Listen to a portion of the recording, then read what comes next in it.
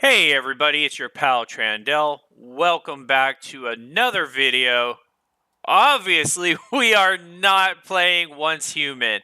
Um, Needed a little bit of a break. I'll be honest, I've put probably close to 300 hours into that game since the closed beta started. And not only that, but unfortunately, I'm also one of the many players that have had multiple of their deviations just go poof and disappear in their base. So yeah, kind of left a bad taste in my mouth today when I logged in. There will be more Once Human content incoming. Unfortunately, one of the plans I had, for videos that I was going to make today was on some of the new deviations I've caught, namely the canine skull and how to get it happy, but my canine skull was one of the deviations that disappeared. So that plan changed. Anyways, there will be more content coming for Once Human soon. I do have another video that I've been working on that will probably release sometime tomorrow. But I needed a little bit of a break, and not only that, but to my long-term followers of the channel, I've been talking about wanting to make some content and do a video series for the Division 2 for a while now, and I figured, hey, it's a great time to get started. So here we are. Welcome to the Division 2. It's one of my favorite games of all time. I've been playing it on and off since it was released. The game was originally released back in March of 2019. Um, Published by Ubisoft, developed by Massive Entertainment. Obviously, since it's the second in the series, it's the sequel to The Division, which came out back in 2016, if I remember correctly. It's a fantastic game, folks, and for any of my newer followers that have joined the community for my Once Human content, I really do hope you give this series a chance because there's a lot of game aspects, mechanics, and game loops that do overlap between the games. You've most likely have heard me use the Division 2 as an example quite a few times while playing and making content for Once Human. So I think if you enjoy Once Human, there's going to be a lot that the Division 2 can offer. So let's get into it. What is the Division 2 for anybody out there that may not have ever heard about it or just never looked into it? It is a online action role-playing game, looter shooter with large aspects of MMO thrown into the mix as well. There's open world exploration that is absolutely phenomenal. Again, any of my Once Human fans out there, you have heard me talk about how much I do enjoy the open world exploration in Once Human. It's the same exact thing in this game. And not only that, but just look how detailed and alive some of these environments are. Currently, we're in Haven, which is the main settlement located in New York City, which is the location for the Warlords of New York expansion. And actually, that actually brings up another topic I want to talk about. If you've ever been interested in giving the Division 2 a try, maybe these videos will help you get, an itch and want to check it out. Now is definitely the time to do it because it's currently on sale through Steam. You can get both the Division 2 base game and the Warlords of New York expansion for $18. So I cannot recommend it enough. It's an absolutely amazing game. And not only that, but there's a puppy and you can interact with it and it will do tricks. I mean, what more do you need, folks? So anyways, open world exploration is absolutely amazing in this game. Let me show you the world map for the city of New York. And I know it may look small, but this is actually based off of real landmarks found in New York City. And it's honestly, this map does not do the game justice. It's huge. And kind of like with One's Human, you can run from one side of this map all the way to the other side and never once hit a single loading screen.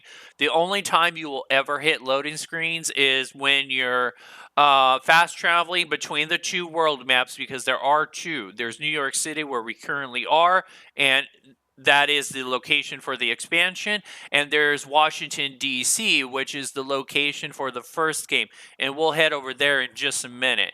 So yeah, I'm going to take you on a quick tour and just show you what all you can experience and get a little bit of a taste when you play this game, because not only is there horizontal exploration in the game, but is also vertical, especially in New York City, but also in Washington D.C. There's a huge parkour system that does play a big part in exploration. You can jump on, vehicles, you can jump over walls, but not only that, you can also use it to climb vertically and find, secret locations and Easter eggs and secret items. This is one of the items right here. This is actually an SHD cache, what we call it, shade cache. And you will find these located all over the map. And as you find these caches, it'll actually unlock skill points that you can use in the various class trees in the game, which is a whole different subject that we will definitely cover once we get to it. Again, this is just a basic what is the game. So yeah, as you're running around exploring the world, you will find all kinds of different ways, and to explore the different maps, and again, like I said, find hidden stuff, events, and all kinds of things. There's all kinds of different containers you can loot, whether it's for crafting materials, because there is crafting in the game, or whether it's for like weapon caches. Again, this is an actual looter shooter, okay? This isn't like Once Human, where you're just going to get like crafting materials and stuff from mobs. If that, you will actually find usable gear, usable weapons, and enemies will actually drop weapons and gear also. And like I said, just by exploring the world and finding little nooks and crannies, you'll also find weapon caches and gear caches and stuff like that too. Here's a bunch of crafting materials that you can use. And again, the world is just massive. And these buildings aren't just for show either. A lot of the buildings have secret alleyways or garages you can get into, busted windows that you can climb through, and do even more exploration that way too. And I can't, like I said, I cannot do the game justice. Just by talking about it. It really is something that you have to experience. But the world is alive. It's huge. There's constantly things to do. You will constantly be running into enemies like these bozos right here. You will run into like friendly NPC units that are on patrol. There's tons of like open world events that are constantly going on. There's resource convoys that you can attack and stop. There's control points that you can take over for rewards and to be able to use as, fast travel locations. Now, going into more of the MMO side of things, there are what we call main missions in the Division 2. They're basically dungeons, okay? I'm just going to use the word dungeons because every MMO player that's ever, touched a game like that knows what we're talking about. And main missions are basically dungeons. They're set pieces with boss fights, boss mechanics, and they're absolutely a blast to play. Some of the absolute best boss fights I've ever experienced in an MMO have actually been while playing the Division. There are some crazy fights in this game with some mechanics that definitely keep you on your toes, that you have to pay attention to what is going on if you want to survive. Get rid of these guys.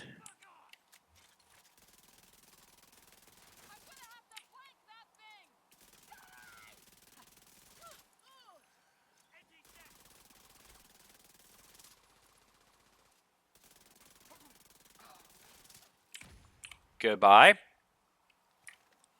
All right. So yeah, there's the open world exploration is just fantastic. Let's go ahead and get someplace safe. Actually, you know what? Let's go ahead and head over to Washington, D.C. so I can show you a couple more of the game mechanics and show you that world map as well.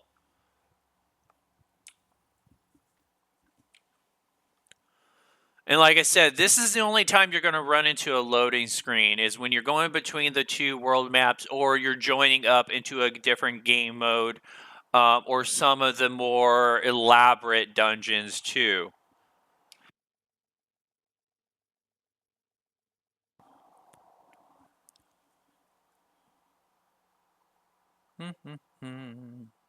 There we go. Thankfully, it doesn't take that long. So yeah, this is Washington D.C. Again, it's open world. You can explore every inch of it. Never run into a loading screen. And as you can see, just like in New York City, there's tons of different events constantly going on that you can interact with. Different convoys. There's public executions, which are basically hostage missions where you rescue some hostages and you protect them from multiple waves of enemies. There's all kinds of fun stuff to do in the game. On the PvE side of things, there's multiple game modes to play with. Two that I really want to point out because they have some absolutely awesome game mechanics that I wish most games have are the Summit and Countdown. Now, these two game modes have a targeted loot system, which actually the whole entire game does. And I can show you real fast what I'm talking about. So if you notice, some of these zones have multiple icons on them, and even some of the dungeons to do as well. And basically, what this means is if you interact with game events and things like that in these zones, you have a higher chance of getting that gear. This zone is a perfect example. If you're doing stuff in the West Potomac Park, you have a higher chance of getting the Uzina Getsia gear set, brand set, which is a totally different thing. We will talk about brand sets and all that in a totally different video because that can literally take a whole video. But when it comes to the summon and countdown, you can actually pick targeted loot that will have a higher chance to drop as you engage in those game modes, which is absolutely phenomenal. I love the fact that the Division 2 respects its players' time. Not every player has, dozens of hours to play their favorite game every single week. Some of us, especially, the more adult age of us, some of us have families, we have jobs, we have obligations. We might only have maybe a handful of hours on a weekend to play our games. This allows those players that only have maybe 2 or 3 hours on the weekend to get into the game and have a high chance of getting the loot, getting the gear that they need for their build that they're trying to put together, which I think is an absolutely amazing system. And I wish more games had a system like this for those people that do not have, again, unlimited amounts of time to play and enjoy games. So, Summit it's basically Nakatomi Tower. I'm a child of the 80s. And if any of you out there have ever seen the old classic Die Hard, yes, you're John McClane going through the tower. It's 100 floors. You're clearing them. There'll be different scenarios you run into, different factions of enemies. I don't want to ruin it, but there's just a surprise at the top. And as you're clearing the summit, you can do different, like little mini quest objectives in it to find unique pieces of gear that can only be found at the summit. And it's a fun system. It gives players an opportunity to try different things. Maybe you don't want to run around the open world. Maybe you don't want to do dungeons or something. Again, maybe you only have an hour or two to play. You can run a couple floors in the summit easily and still get a lot accomplished. And not only that, but it saves your progress. There are checkpoints in the summit. Again, it's a great feature that allows you to come back and tackle it in chunks and things like that. So I think that's absolutely fantastic. Countdown. And there is a matchmaking system for a lot of these modes, too, for basically all the modes in the game. Countdown is basically like a raid light system for pull-up groups. You can queue up, get queued up together with 7 other people. It's located on a power plant. You basically have 15 minutes to successfully achieve multiple objectives. If you're able to do that, you can go through to the extraction point, and if you're able to extract successfully, you get all kinds of fun currency that you can use at the countdown vendor to get more loot. And not only that, but it's a loot pinata, basically. You encounter so many enemies, especially elite enemies, once you start playing into the harder versions of Countdown. That, again, between that and the targeted loot system, because this also has that same targeted loot system that we just went over in the summit, it's a great way for players without a bunch of time to log in, get 3 or 4 countdowns done, and walk away with tons of amazing loot. So, absolutely love Countdown. Here are the main missions and dungeons that we talked about earlier. There are raids in the Division 2. They're 8-man raids, and just like raids in other MMOs, they are definitely more elaborate, more intricate, harder endgame content to progress towards and aspire to. They're absolutely amazing. They're fun. Expedition is something really weird. Unfortunately, there's only one expedition in the game right now, and that's Kinley College. And for some weird reason, it's only like a limited time thing. They only open it up like once or twice a year during the season, and it's just really weird why they do that.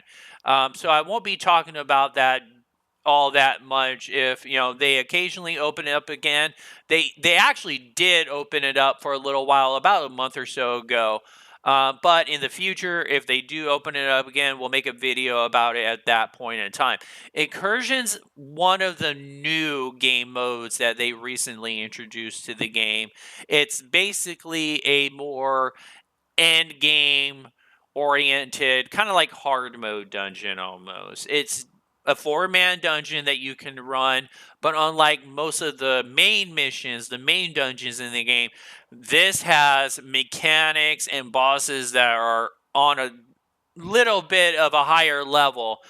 You definitely don't want to be a fresh level 40 agent right out of New York City and try to run an incursion. You're not going to have a great time. So, but it's got some really awesome boss fights, really interesting game mechanics during the run, and it's really a blast to play. We've already talked about open world exploration. The other thing that you can do on the PvE side of the thing is what we call bounties. So, multiple zones of the map, you can get what we call bounties. Basically, they're elites belonging to the various factions. I think I might have done all of mine. Actually, here's one right here. So yeah, here's a perfect example of a bounty. Basically, it's going to send you to a set location in this zone, and you're going to have to hunt down and eliminate these two elites. You get experience, you get currency, you get loot drops, and you also get keys that belong to the various enemy factions in the game that you can use on loot boxes for those enemy factions located around the game world to get even more cool loot and stuff like that. So bounties are another form of PvE content that you can interact with and engage with in the game. That's really, really fun. Sometimes me and my clan, which is the guild system that they use in this game, and thankfully, unlike Once Human, it's more than just 4 people. So sometimes me and my clan will just do bounty runs. We'll get a bunch of different bounties and we'll just blow them out together, which is an awesome time. So that's the PvE side of things. There is PvP in the Division 2. For anybody that's watched my channel and belonged to our community for any amount of time, you will know I am not a huge fan of PvP. Actually, let me rephrase that. I am actually a huge fan of PvP in actual PvP dedicated games. Things like Valorant, Apex Legends, Overwatch, games like that. When I want to scratch that PvP itch, those are where I go because that's all they do. That is what they focus on. That's what they're dedicated to, and that's how all of their game modes are designed and balanced around. Unfortunately, once you add PvE into a mix with PvE elements and a PvE community, honestly, that's where headaches start to happen. Transparency, that's one of the biggest issues myself and many others have had with the Division 2 over the years, and other games that also try to mix PvE and PvP content is those things are like oil and water. They do not go together. They are not compatible. And usually what happens is you end up pissing off both communities. There's been multiple times throughout the years where the developers of Division 2 would introduce a new unique weapon or gear piece, and then unfortunately a very small but very vocal minority group in the PvP side of the community will start bitching and moaning how it's overpowered, and then it gets nerfed in all sections of the game, which that just ends up pissing off the PvE side of the community because we're like, what the hell is up with this? We don't touch PvP. Why are you nerfing this in both sections? Which, if anything, it should only be nerfed in the PvP side of things. But again, when you're trying to balance and design for both sides of a game that do not work well together, it causes issues. So there is PvP content in the game. There are dark zones you can run into to do different objectives. The other issue that plagues the Division 2, again, like other games of its type, is that unfortunately, once you start engaging with PvP content, you also start running into cheaters and hackers that will try to find any glitch, any hack they can use to get an advantage over other players, which is another reason why I just avoid PvP content in all games like the Division 2 or Once Human, because it's just a headache. So yeah, those are just, a small example of all the different game modes, all the different things that you can do in the Division. Like I said, there is crafting. You can craft your own weapons and gear. The build diversity in this game is absolutely massive. As you can see, I have quite a few different builds that I have, made over the years and developed and experimented with. And there's actually loadouts that you can use to equip these on the fly. So yeah, it's a fun game. It's one of my favorite games for a reason. So I just wanted to get this first video out again, just explaining what is the Division 2 and giving you a brief explanation of everything it has to offer, whether you enjoy open world exploration or you enjoy games with deep storylines, deep game lore. That is something else that the Division 2 does amazingly well. The story in this game is absolutely fantastic, and it explains the story so well that you don't necessarily have to have played the first division to understand what is going on. And just to give you another example of one of the many game mechanics that they use to incentivize open world exploration, there are tons and tons of collectible items that you can find out in the game world. You can pick up cell phones that have sound clips. Talking about and showing conversations between different characters you will meet in the game. There's video clips explaining events, both current and in the game's past.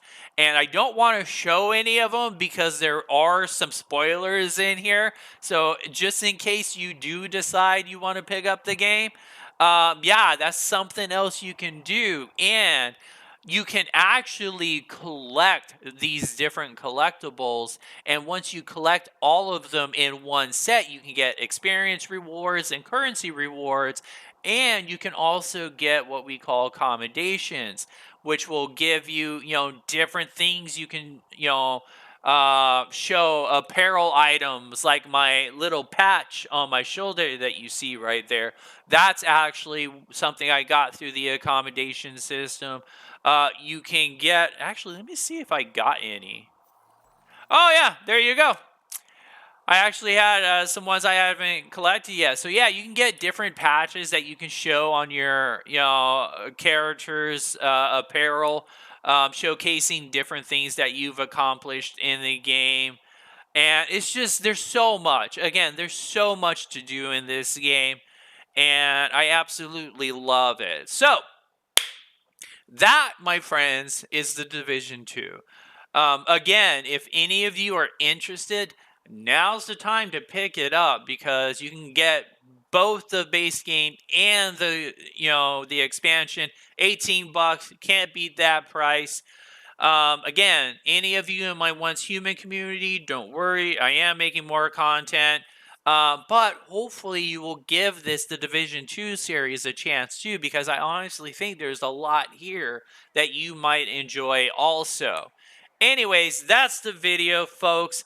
As always, thank you all. I appreciate you all. Take care of yourselves.